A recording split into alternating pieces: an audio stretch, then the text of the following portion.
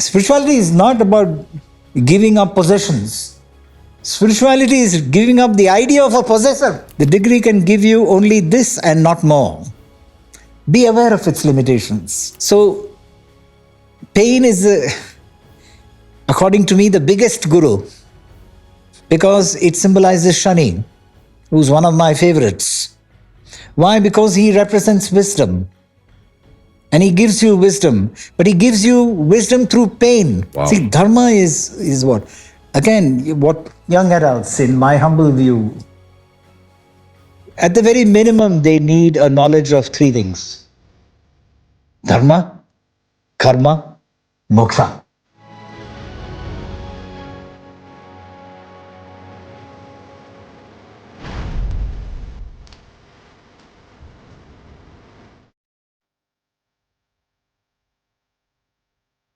Hello everyone, I'm Swami and welcome to the Oddcast Show.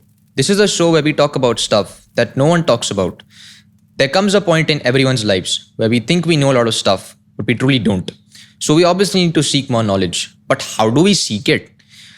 Today on this episode, we are joined by Professor Ramnath Narayanswamy ji, who taught at IIM Bangalore for 30 years and is now a professor at Flame University in Pune. Welcome to the show, sir. So, in your perspective as being a professor, what is your perspective on what is actually education? Thank you for the question. Let me begin by first thanking you, Suved, and your father, Kunal, for kindly having invited me to address this podcast.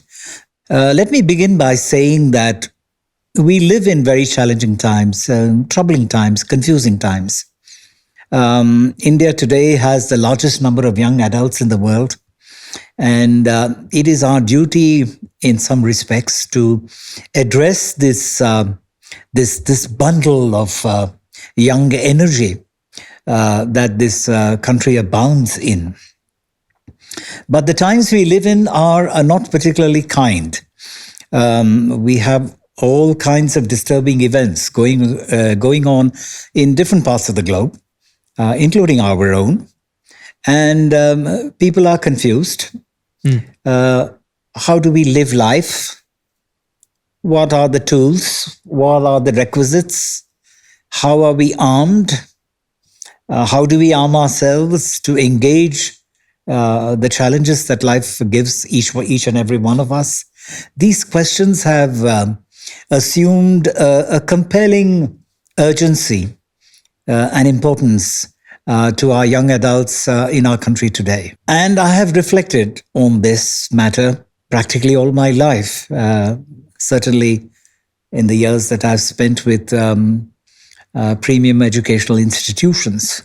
So let me, I'm reminded of a great saying by Swami Vivekananda, actually two sayings.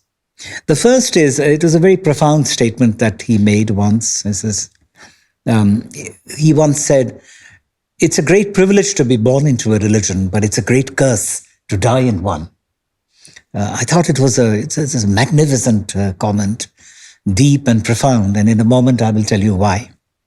The other is another great statement that education is the manifestation of what is already inside us. Again, profound, again, beautiful. Again, astonishing in the insight that it offers. What Swami Vivekananda meant, the mighty Swami meant in the first citation, is that while it's a great thing to be born as a Jew or a Hindu or a Muslim or a Parsi or a Sikh or whatever religious denomination, if that religion has not helped you transcend religion, then that religion has been pretty much a waste of time on you. Wow. It's a brutal comment. Deep, incisive. And that's the beauty of Sanatana Dharma, in a nutshell. It tells you that whatever you acquire when you come into this world, whatever you acquire, be it wife, be it son, be it daughter, be it house, be it a Mercedes, all your material possessions are with you on rent. There is only a time that it will last. Someday it will leave you. Someday you will leave them. Be prepared. So this question that has haunted generations of humankind, how do we engage the battle of life? That's what the whole Bhagavad Gita is, in fact. That is its principal message. How do we engage life? How do we live life? So in my view, three things are important. The first is, in this world, we need absolutely, indispensably, the blessings of our ancestors. Whatever material gifts we receive in this world come exclusively from the Pitraloka, from the world of the ancestors. The second, we need absolutely, again, the guidance of a guru. Indeed, the major principle on which this universe is founded is the guru. If you haven't understood the guru, there is no universe. To learn English, you need a guru. To learn mathematics, you need a guru. You want self-realization, you need a guru. In fact, without guru, there is no realization. And that is why in India, we had this system called the Guru Shishya Parampara. And our traditional education system was based on the concept of the Gurukul. That until puberty, you are sent to a guru, who is your master, who is your guide, philosopher, friend, in every respect. You serve him and his family. You obey all instructions. You are taught the scriptures, you are taught various subjects, you are taught spirituality, you are taught religion, you are taught astronomy, you are taught astrology, you are taught mathematics. You are exposed to a wide series of subjects.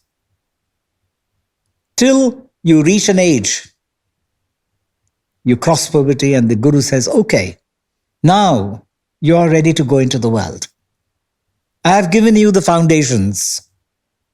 Now you may proceed to enter the field of battle. The metaphor of battle is very interesting. The Bhagavad Gita itself says life is a kshetra, a field of activity. This is the karma kshetra.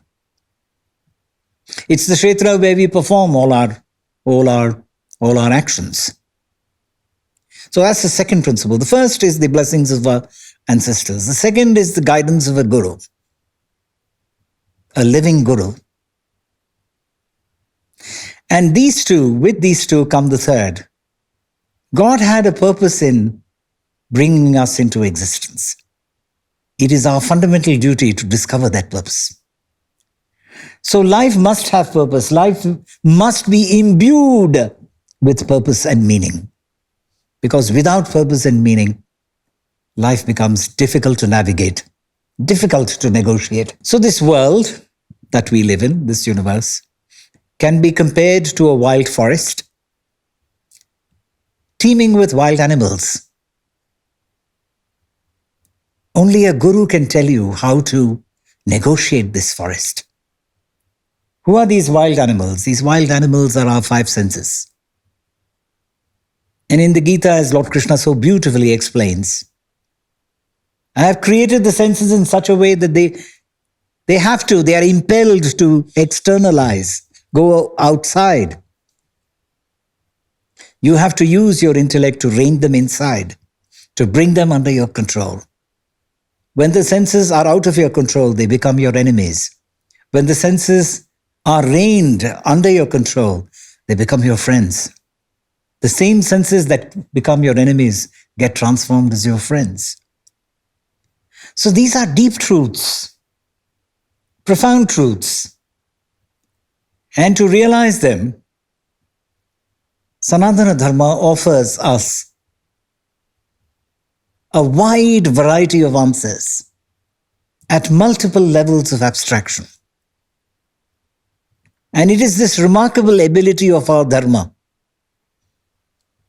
the Dharma in which we are born.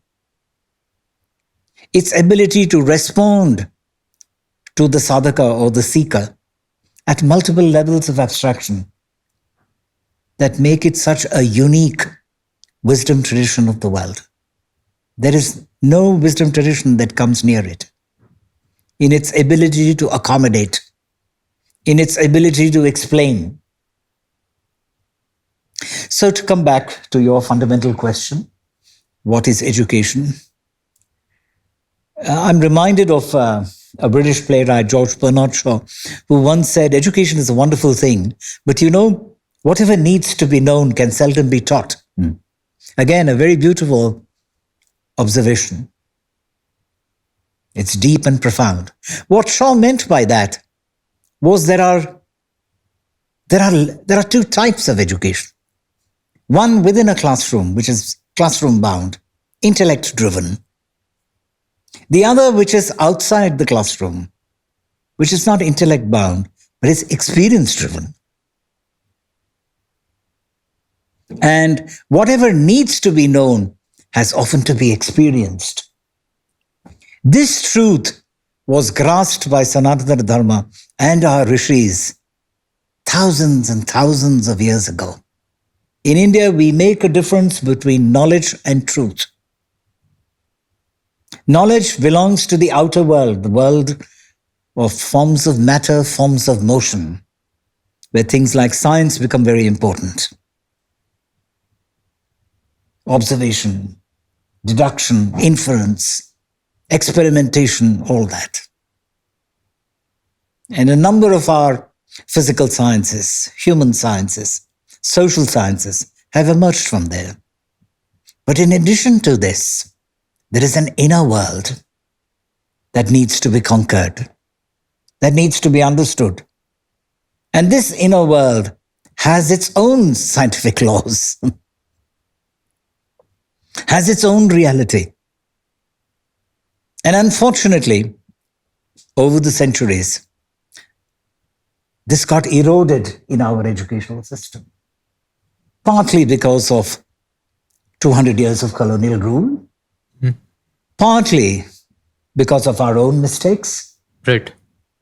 and partly because of the harm done by the Abrahamic traditions. Right. So what is education? Education is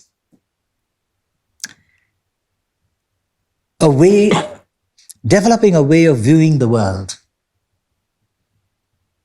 What you learn and what you know at the age of 12 is not the same as when you are 18. Surely. When you are 24, when you are 26, your worldview keeps, what the Germans call a Weltanschauung, keeps changing. And it keeps getting refined. A lot of things keep getting negated as we move along. And those negations are replaced by positive knowledge. Knowledge that is relevant, market contestable, real, given for that time, space, and circumstance. When that circumstance changes, new challenges arise. You need to adapt. It is said that Darwin said the most successful species are not the ones who are the most intelligent or the physically strong, but the ones who are capable of adaptation. So, education belongs to that domain. A domain that captures the outer and the inner. And somewhere along the path in India, we forgot to address the inner space. It got neglected over time. So you will find many people in India, including me, speaking about the virtues of the Gurukul system. Why? Because we miss it. That was our only connection to our civilizational roots, to our culture, to our spirituality, to our traditions. So a lot of us miss that. So the Gurukul system was based principally on the Guru-Shishya relationship. The Guru is primary in our Dharma. And what the Guru teaches, there is no substitute. Lord Krishna had the Rishi Sandipani as his Guru. Lord Rama had the sage Vasishtha. Chhatrapati Shivaji Maharaj had the Saint Ramdas as his Guru. Guru is essential. I would like you to give some context to the listeners on what Abrahamic religions are. The three great wisdom traditions emerged in the Middle East. Judaism, which is one of the oldest, and paradoxically, the Judaic tradition has two things in common with Hinduism, what is popularly known as Hinduism. Strictly speaking, there's no such thing as Hinduism because the word Hindu was coined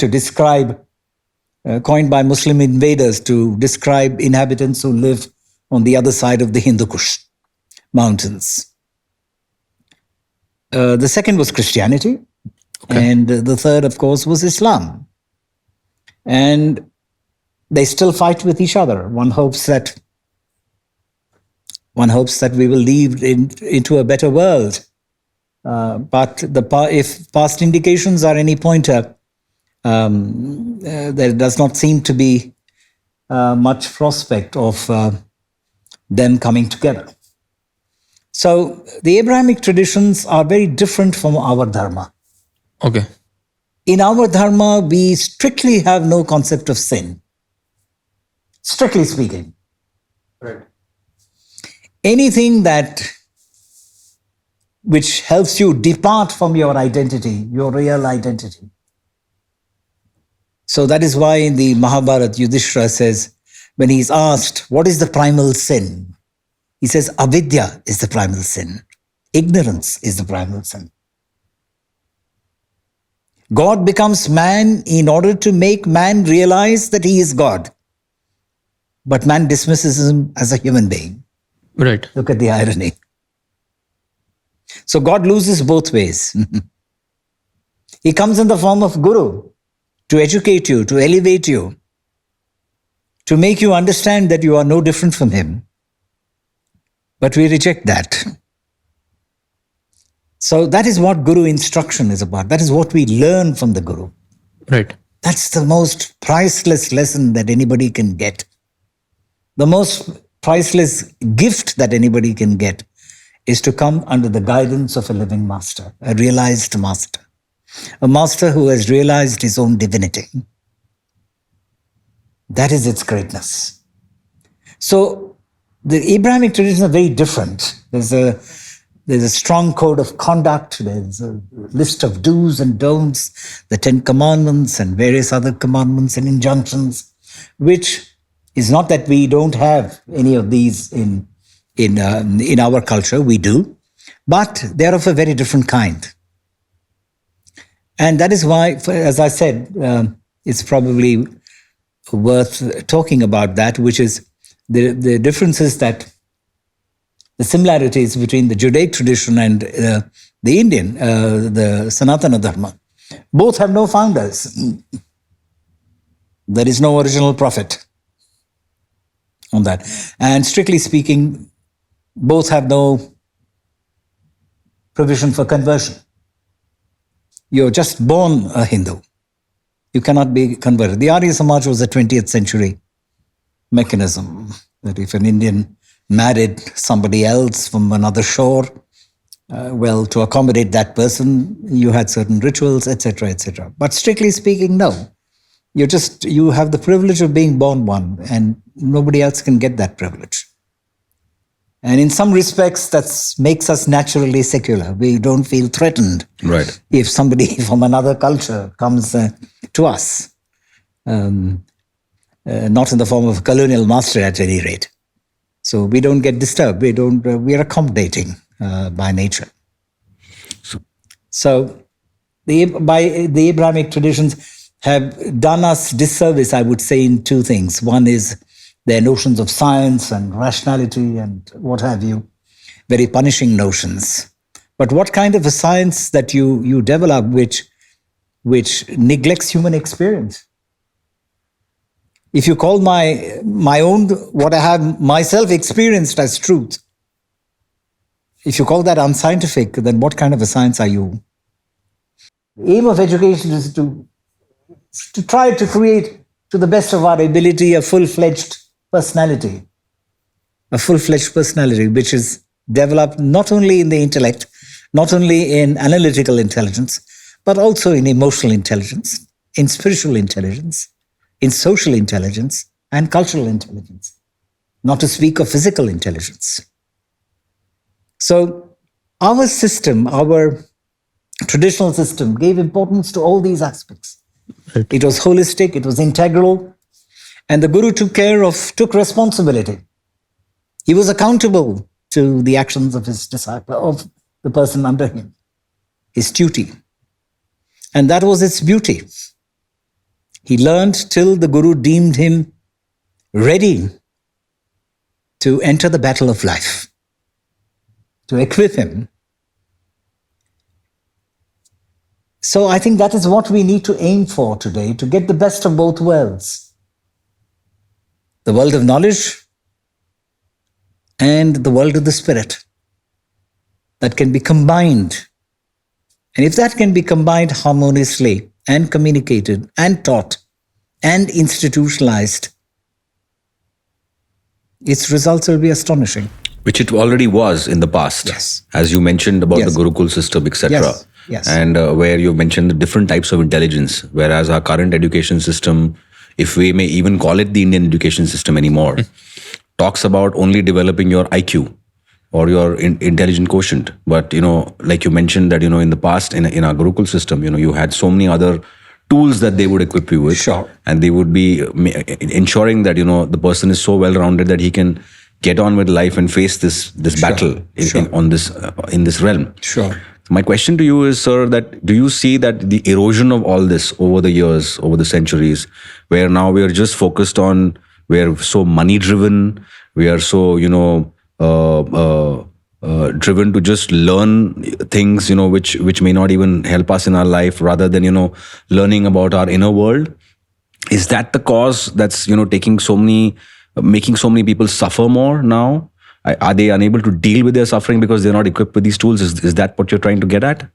I go back to the notion of what I had said earlier. I had evoked a notion from the Mahabharata when Yudhishthira is asked by this Yaksha, what is the primal sin? And he says, avidya. So how do we get rid of ignorance? That's the fundamental question. And how do we address that? And I believe there are multiple ways. Is the notion that life must be lived with positive affirmation. It's so easy to criticize the world. It's so easy to be pessimistic. It is so easy to drown yourself in self-pity or sorrow. Or it's so easy to troll now, hiding behind a keyboard. देखो क्या हो गया, जिंदगी बहुत खराब है, ये है, वो है. So it's very important to live with the principle of positive affirmation. To see something good in everything that happens. That everything that happens has a cause, and that cause has to be addressed. Right. So Shri Baba had, he was fond of saying, Zindagi mein Shraddha aur Shaburi chahiye. Shraddha is focus, concentration. Shaburi is patience. And the virtues of these two qualities are immense. There is a time in which everything has to happen. But in that interregnum, don't sit idle, work for that. But in today's crazy world, so fast-paced, everything is, so quick. Now you have the Zepto kids, who don't want to even, wait for 10 minutes for something to come in. And, there is no patience in many children that I talk to from time to time. Do you think that this erosion of our Gurukul system has played a role to, undermine everyone's ability to navigate through life, which is tough for everyone? It's a reflection of the times we live in. That's how I would put it. So, as I also understand from our previous conversations, that you were one of the first professors in India to try and inculcate spirituality into management. And was there a resistance towards that, and why? Enormous resistance. I think there is always resistance to innovation, to change, because for a variety of reasons. I wouldn't say that all of them are necessarily nefarious. People feel insecure sometimes. Sometimes people feel threatened. Sometimes people feel, why meddle with something that works? Is it working? Why rough it up? Why take risks? Why do this? Why do that? So that brings me again to positive affirmation, that why not explore? So if the human mind is also, we are conditioned in a way that, to look at, there's 1,000 reasons to say why we should not do anything, but why don't you think of one to say why we should? So I think a spiritual foundation gives you that, gives you the ability, teaches you the value of faith, the value of surrender, the value of acceptance, teaches you all those qualities. And it's only after I came into spirituality, after, a conscious decision to move into the spiritual path came to me only in 1999, when I thought it was too late. I often used to ask my guru, why didn't you come into my life earlier? I needed you so much. He said, and he told me, he says, the guru will enter your life only when you're ready. There is a time for that to happen. He said, you think I entered your life at this time, which was, by the way, 28th of July, 2007. But he said, in my calendar, I had come into your life 2 years earlier. Wow. And you also need a lot of, what shall I say, a lot of humility, a lot of patience, a willingness to learn, a willingness to wait to develop an insight when you're with a guru. Why did he say that? You have to ponder his words. There will be multiple layers of meaning. Sort of like reading between the lines. Yes. And that's what is called, I would call that the development of subtle intelligence. You need plenty of that. It's very easy to misunderstand them, their words, because they speak from a very exalted state, which you and me are not necessarily in. So there's three main things I would like to point out based on your very intriguing discussions on spiritual masters. Number one is you very rightly spoke about oneness with your inner and outer management with education.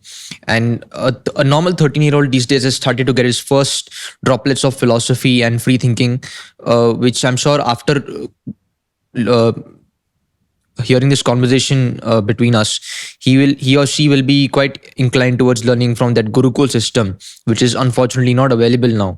So what advice would you give to that person to inculcate that practice in his or her daily life? Number one. Number two is I would like you to give some context on the three masters you spoke about, Sri Ramana Maharshi Ji, Ma, and Shirdi Sai Baba. And the third one is what you spoke about now. Why is it so important to have such a tranquil mind? What's the point? How would you convince a normal layman to think about that and work towards it? You have given me a lot to... let me try to do that in a simple way. Sure. I think India is a country that has been blessed. I mean, I have no words to... I may be guilty of becoming emotional on this subject. We're so blessed in... this land has been blessed with... any number of masters, realized masters. Ramakrishna Paramahansa, Vivekananda, Kabir, Shirdi Baba, Satya Sai Baba, Mata Amritanand, my own guru. So the very presence of such a master who has realized his or her own divinity, and it's no different from the Supreme. Their very presence does the world a lot of good. In your eyes, they may be just sitting under a tree. In some other eyes, they may be inactive. In some other person's eyes, they may be doing something else.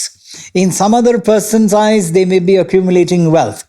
Whatever they do will do the universe good. All their actions are exclusively designed to serve others. This is the concept of seva. Selfless service. If you examine the life of a master, in fact, I used to be fond of telling my students, and I still do, that more than the Bhagavad Gita, I'm not saying that you should not read the Bhagavad Gita, by no means, don't misunderstand me. Please read the lives of masters first, of realized masters, because they are living Upanishads. They're living testimonies of how they navigated this life, how they handled their devotees, how they responded to their times. And when you read that, what you get by way of an outcome is hard to describe, because that gives you the foundation. And then when you read that, when you're armed with that and you go to the Gita or the Upanishads, it makes it, in my experience, it was my experience. I was able to absorb that easily. More relatable, you mean? Yes. Wow. Okay. And as I think, in many Indian houses, we have this lovely picture of Krishna and Arjuna, Krishna on the chariot and with his reins, 5 horses, Arjuna. It looks like an ordinary photograph, but it isn't. It's a world of meaning. It symbolizes something else, that's right. The 5 horses representing the 5 senses, the reins representing the intellect. Rein in your senses by using your intellect. Krishna is the Paramatma. Here is the Atma, Arjuna. Point in life is to achieve merger. Mm-hmm. What an extraordinary depiction. It just boggles my mind to, after hearing you, to know that, there is so much that we have to unlearn. Oh, absolutely. To learn again, because we've lost all that ancient wisdom. When I first came to my guru, which is not my experience was not very common. In this sense that I had done a lot of preparatory work before I actually met my Guruji. I wasn't aware that I was doing that work, but I went through Christianity deeply. I went through the scriptures. I went through all the 9 major wisdom traditions. I understand you read the Bible 200 times. Yes, I read them till I was up to my neck with them. And I was also at some level deep inside dissatisfied. It Really? didn't fulfill me. It didn't give you all the answers? It didn't give me all the answers. I understood, for example, speaking of Jesus, whom I admire, his message was love, forgiveness. I understood all that. I was very moved by that. When you read the New Testament, the parable of him and the children, or him and the prostitute, they're deeply moving, deeply insightful, no question. But what's the underlying powerful message? That's what I was looking for. I couldn't even put it in words. I was not even sure I understood what I was searching for. I wasn't sure. But I knew that there is some emptiness. That space needed to be filled. And then in 1999, when I read Paul Brunton's work on Ramana, some devotee asked Ramana, and that's why I started sweating. My wife saw that. Said, what is the significance of the crucifixion of Christ? And Ramana keeps quiet, as he usually did. And then he looks at the devotee and he said, the cross represents the human body. Jesus represents I am the body idea. And his crucifixion represents his merger with the infinite. Wow. It was like as if lightning hit me, I was shivering. The hairs on my spine were standing. Whether in awe or fear, I cannot say, I could not say. But that's what I was looking for. I said, okay. It's Vedanta that's made me understand the Lord. So it was through Indian masters that I understood the beauty of Jesus' life. Then I went through Yogananda's immortal autobiography of a yogi. I also went through the book that Mahavatar Babaji asked Yogananda's guru, Sri Yukteswar, to write, to blend and merge the teachings of Jesus and Sanatana, which he does. I went all the way to Ranchi to get that book from his ashram. So I think the spiritual search is it's like walking on fire. in the sense that you can't remain unaffected by it. When you come near fire, you will be affected by it.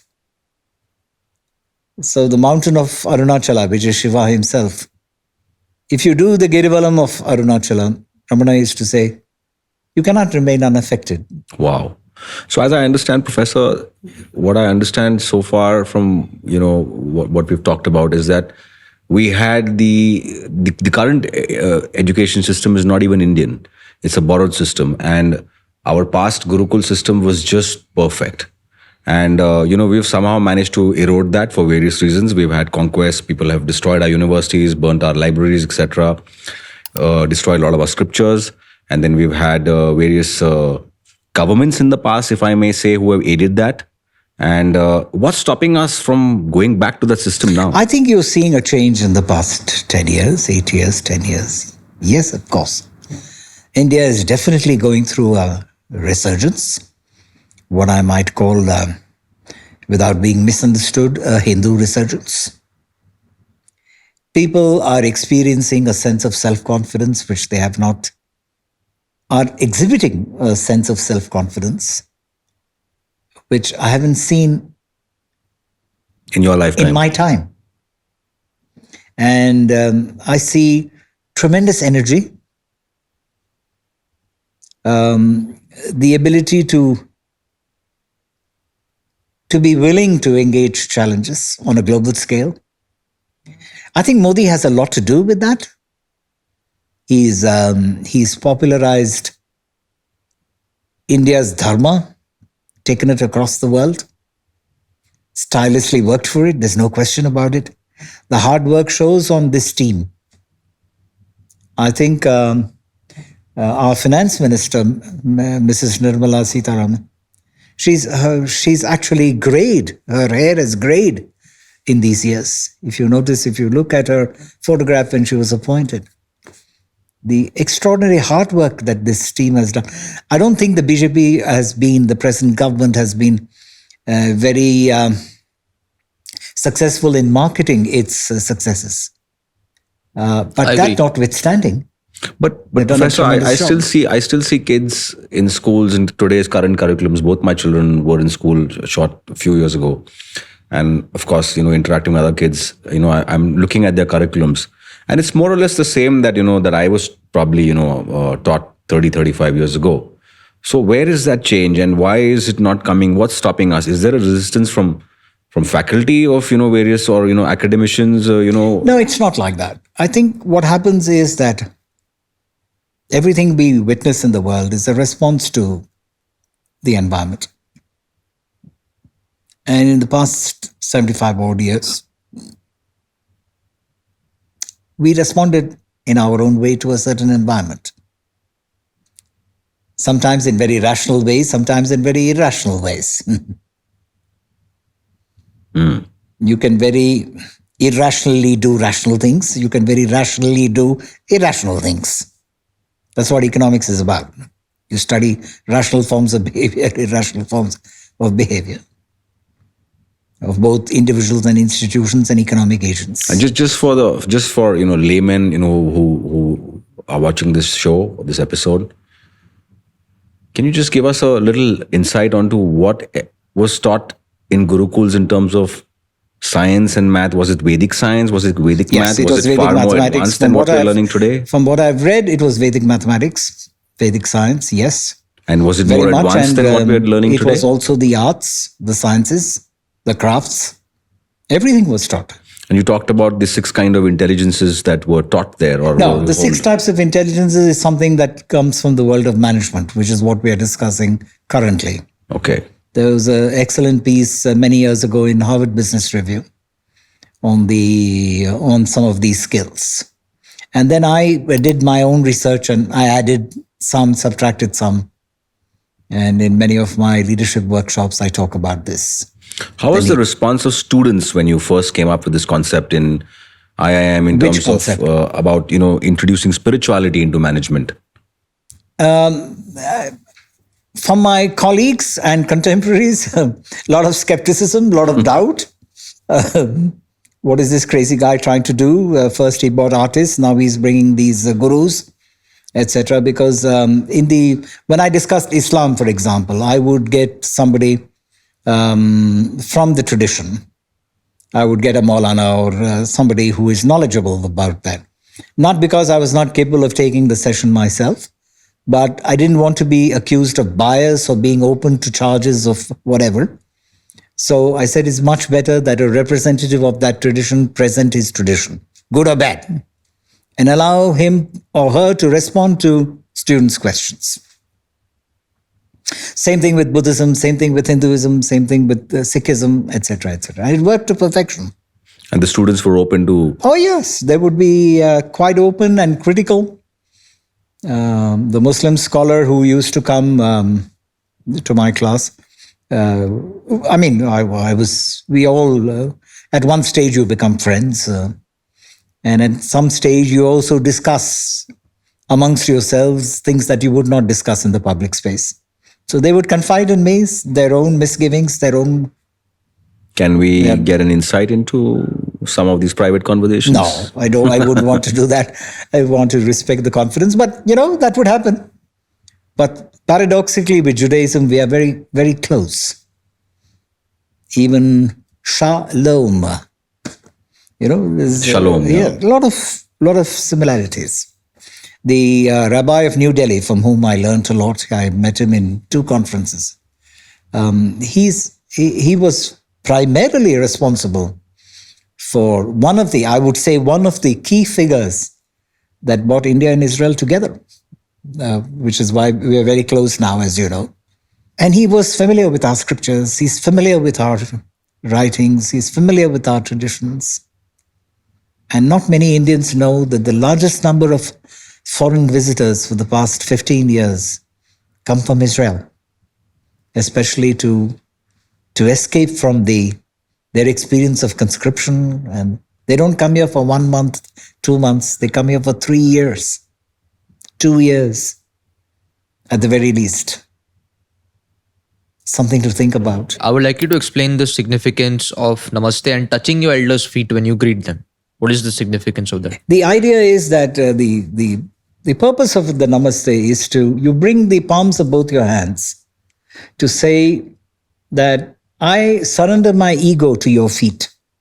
Okay. I empty myself in order to receive from you.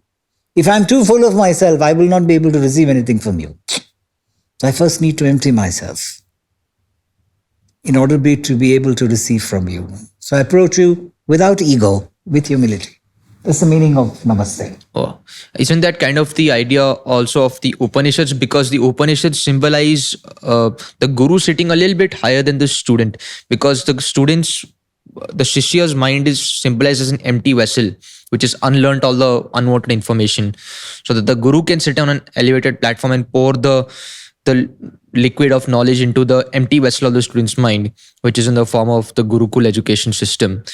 So that's what I think, what I derive from your definition of Namaste and its significance. And I would also like to ask, since you've been a professor since so many years now, you may have definitely come across students that are still unhappy for whatever reason, because now the main advent of technology, from what I understand, was to make our lives easier. But from what I've noticed from my dad's time as a student and my time as a student is that I have just gotten busier for no reason, which is the exact opposite of what was meant to be. What are your thoughts as a professor regarding formal education today with technology, which was supposed to make education easier, but it's just made it harder and our lives busier? Everything in life is a double-edged sword. It's how you use them. Information by itself is only information. It's not knowledge. Okay. It's how you use it. Right. So there's an old saying which says information is not knowledge. Knowledge is not wisdom. And wisdom is not wisdom if it doesn't teach you the ability to be inclusive, to increase the range of your loves. Right. For all those around you. Agar wo nahi hai, so what is the use of wisdom? Absolutely. Yes. So I'm very fascinated by, I think the core teaching of Sanatana Dharma, the core, the very core, at its very core, is the concept of transcendence. I'm fascinated by it, humbled by it.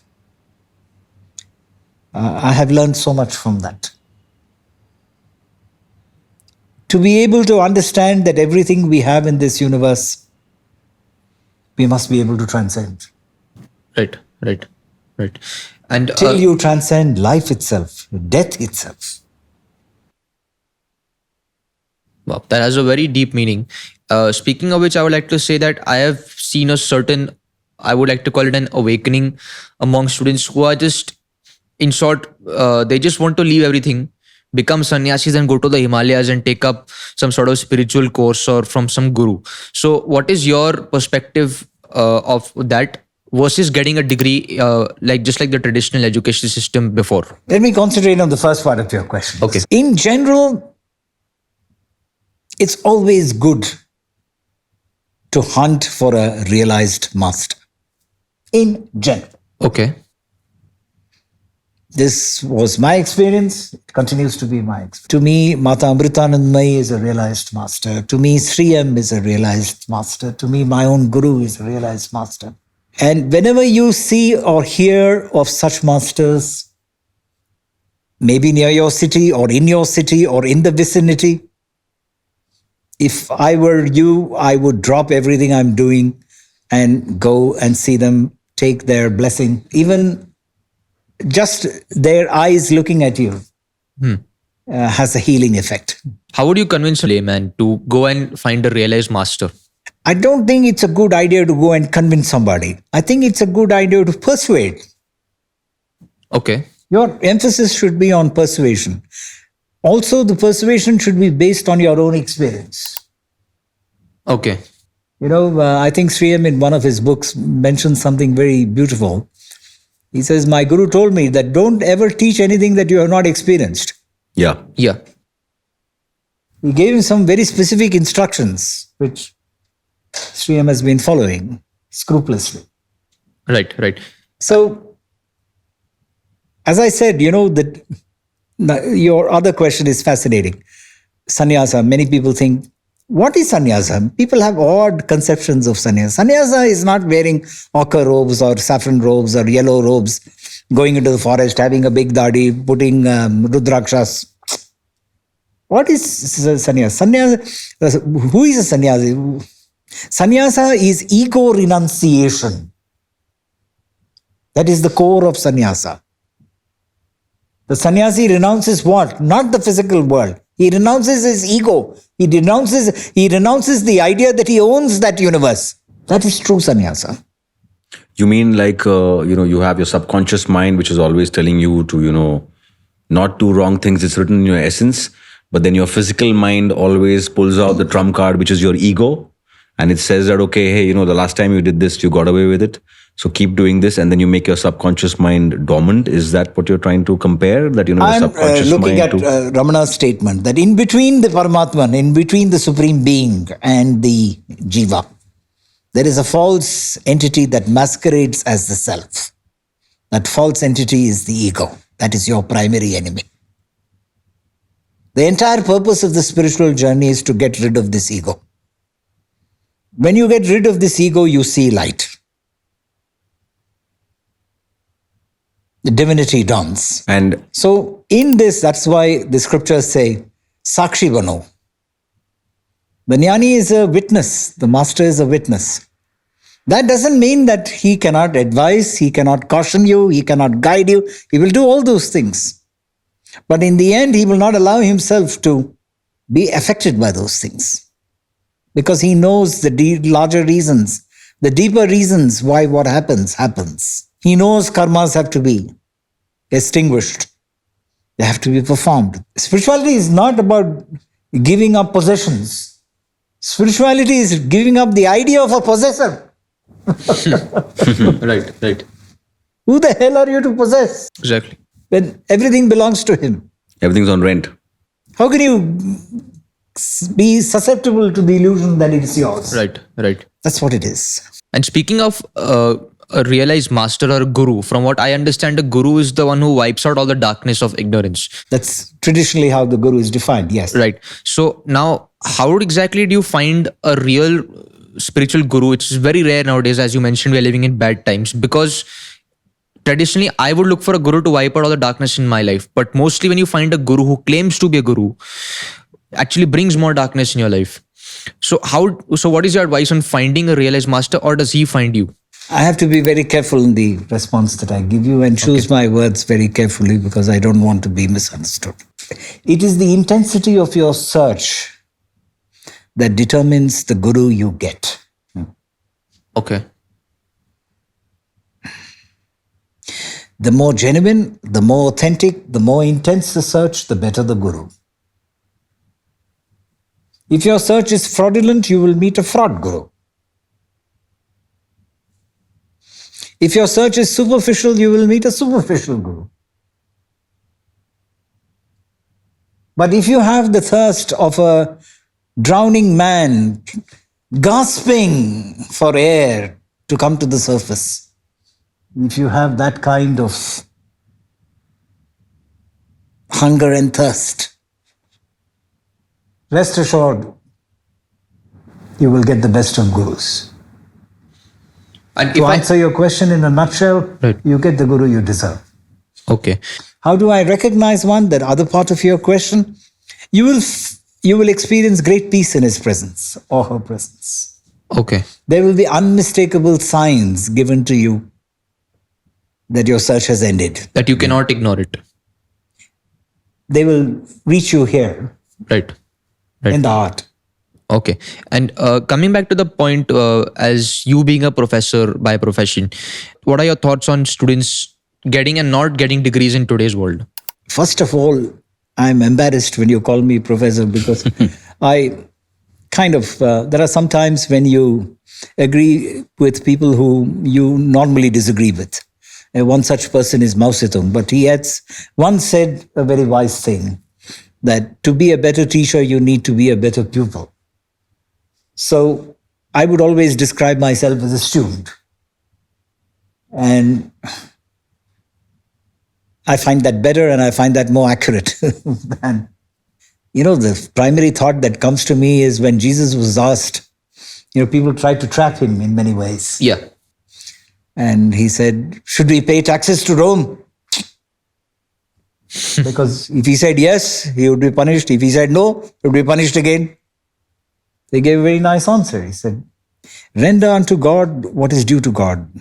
Render unto man what is due to man. So, like most analogies, it's not entirely appropriate, but it conveys the message to you. The degree can give you only this and not more. Be aware of its limitations. Mm-hmm. If you see that as an end-all objective of your life, you're probably going to invite difficulty. So understand that it has its limitations. हमारी जिंदगी में the first, what do we need? We need Saraswati.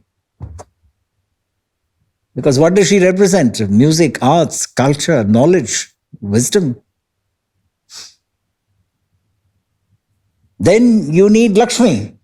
To get Lakshmi, you need Saraswati. Otherwise, there is no Lakshmi. So she gives you access to Lakshmi. Wow.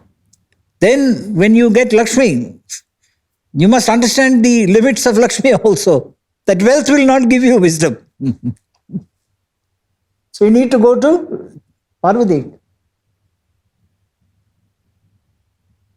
which is Atmanyana, Atmabodham. So every stage has its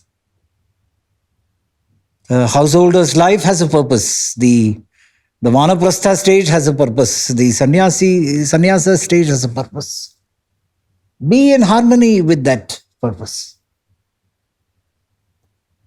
You see, we receive to reach our destiny.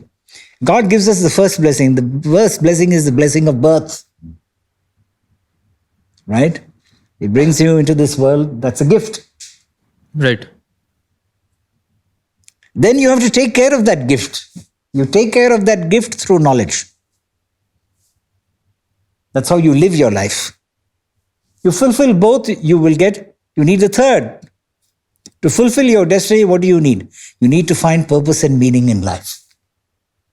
I think our biggest message to young people should be that. Find your purpose, find your meaning. Find the reason that the Creator created you and be in harmony with it.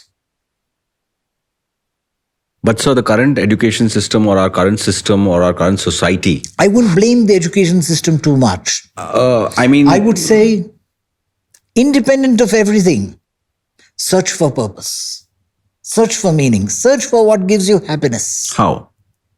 By doing. And that will involve a certain amount of learning by doing. You don't learn a bicycle without falling, without hurting yourself. So, pain is, according to me, the biggest guru, because it symbolizes Shani, who's one of my favorites. Why? Because he represents wisdom. And he gives you wisdom, but he gives you wisdom through pain. What does that mean? He doesn't make you forget it. Ever. And I'd prefer wisdom like that I never forget it, that I dare not do that same mistake again. The first time your pocket is picked, you can blame the universe. If your pocket is picked for the 6th time, you have to blame yourself. It means you haven't learned. So we must try to reach out to the signals that life gives us. Life is always emitting signals to us. It's always communicating something. Is your mind subtle enough to receive it? God is always telling you, here, I'm guiding you towards the green light. But here you are hell-bent on going to the red light, and then you blame me. How will you respond? So that's why, mistakes, they're God's gift. It's nature's way of correction. Nature's giving you a signal. Dekho, if you don't get rid of your anger, you're going to suffer in life. You're going to lose opportunities. Things that would have otherwise come to you will not come to you because of you, not because of me. So correct yourself. It's a message that you're receiving. Now, if you ignore that message, it's your peril. And I guess that's what's happening in today's day and world. And that's why they call it the Kali Yuga, where, nobody's listening. Where she Nobody's stands aware. only on one leg.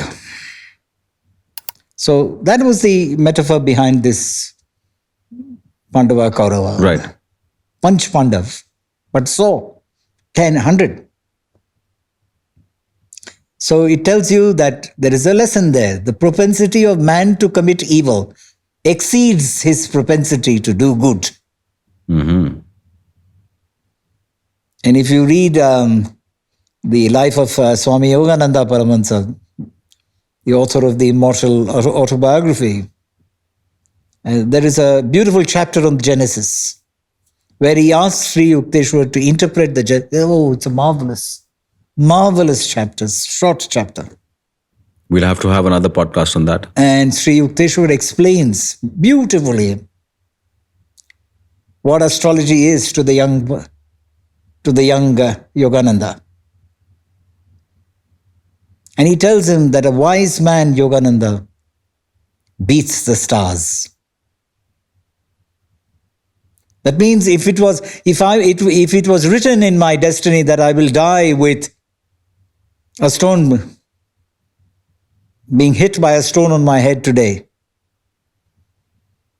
but if I take corrective action, go under the protection of a guru, something will fall on my head, but not a stone. It may just be a coconut leaf. So a wise man escapes that. It's very beautiful, very profound. You go to a guru to change your karmas. He's the aircraft route to God. it just makes me wonder, that I wish we had this kind of education in our schools. I wish, we had this kind of development of, spiritual It IQ. will happen. It's going to happen. It will happen I'm because sure. when the need is expressed in society, And do you think that then measures will be taken to that do it. society And is... there is no better time. You can see the coming years. No better time. I think Dharma will spread, India will spread the message of Dharma on a global scale. Wow. See, Dharma is what? Again, what young adults, in my humble view, at the very minimum, they need a knowledge of three things: Dharma, Karma, Moksha. At least these three. There are many other things. Yeah. But these three. Broadly speaking, Dharma is any thought, any action, any word that promotes harmony in the universe is dharmic. Anything that promotes harmony in the universe is Dharma. Okay. Simple. Let's keep it simple. Yeah. Dharma has actually, in fact, many meanings, which are not easily amenable to the English language. Sanskrit is very deep. Similarly, karma has many meanings. Broadly speaking, it means action. Good or bad? A thief, his dharma is to steal. But in 18th century India, 17th century India, we had thugs, we had thieves, all that. Every night when they used to go to steal 10%, they would go and deposit in the temple. That was their tradition. Uska wo dharma tha. It's not your dharma. Bhima is savage in his language to Drona on his deathbed. That you changed your dharma, you're a brahmana and you went into this. किसके लिए? अहंकार के लिए. You wanted to teach your friend a lesson. वो आपका धर्म नहीं था. So karma is action. And this life is a karma kshetra. Good actions result in positive spiritual merit. Bad actions do the opposite. When good and bad are equal, but if good exceeds, you go to heaven. By heaven in our Hindu Sanatana, we don't mean physical destinations. In the Abrahamic tradition, they are physical destinations, heaven and hell. Even the Holy Father is seen as somebody who is, white beard. Heaven and hell are the states of your mind. You lost control of your mind, you're in hell. You reign in your mind, you're in paradise. So karmas need to be performed in the right way. The Guru instructs you in that too. He instructs you in Dharma. वो दो ठीक किया, then you have to get out of this cycle of birth and death. Moksha is not immortality. It means getting out of rebirth. Does moksha mean you have to be free of your karmas? Yes. So you said you have to keep Because doing... your body has, this body is every human being has three bodies. One is this physical. The other is the subtle body, which comes with us. And the other is the causal body. It is when you dream, it is the subtle body that dreams. Right. Sometimes you can have a marvelous lunch and then go to have an afternoon nap and then you'll feel ravenously hungry. But in that hunger, only dream food can satisfy dream hunger. Yeah. Then there is something called the causal body. The causal body is the repository of your karmas. So until that is eliminated, rebirth is necessitated. So, the Guru teaches you all this. A realized master will know when you come in front of him everything about your past, everything about your present, and probably every probable way that you can go in the future, and will guide you in that process. He will choose those karmas that are suitable for your advancement. My guru currently, he told me, to go ahead with the show and talk about stuff that no one talks about, so that his voice can be heard through us. That is the message for young people. At the very bare minimum, you should know these three concepts. Okay. What is dharma? What is karma? What is moksha? Truth is a more complicated matter. What is true to me may not be to him, may not be to you. Absolutely right. Yes. But the beauty in Sanatana is that we make a distinction. Yeah. The search for knowledge should not be confused with the search for truth. The search for knowledge, you need science, this, that. The search for truth is personal, individual, entirely subjective. I like so-and-so, I don't like so-and-so. It's entirely personal. I resonate with this book, I don't resonate with that book. Yeah. I resonate with that person, I don't resonate. Kya hai? It is. And the Western conception of science completely ignores this. It says it's unscientific. Kaisa ho sakta hai? So it's much more fruitful to see an inner world and an outer world. How can we engage the outer world and at the same time engage the purpose of our life, which lies in the inner world? What is the purpose of our life? To realize ourselves, our real identity. The Guru's guidance is indispensable there. You cannot do without it. I'm so shocked to know that there's so much that we don't know, and there's is so the much that nature we of thought we knowledge. knew. And that is what makes us humble. That is what induces us to become humble. Once my Guru told me that Sanatana is an ocean. Your knowledge is only a tributary. Wow, I'm so shocked to know that there is so much to unlearn, and then there is still so much to learn. The pursuit of knowledge should never stop. That's what my takeaway from this episode is, that one has to equip yourselves better to navigate this big bad world out there. And for that, I think it's not just your IQ that needs to be developed, but also your SQ and your EQ.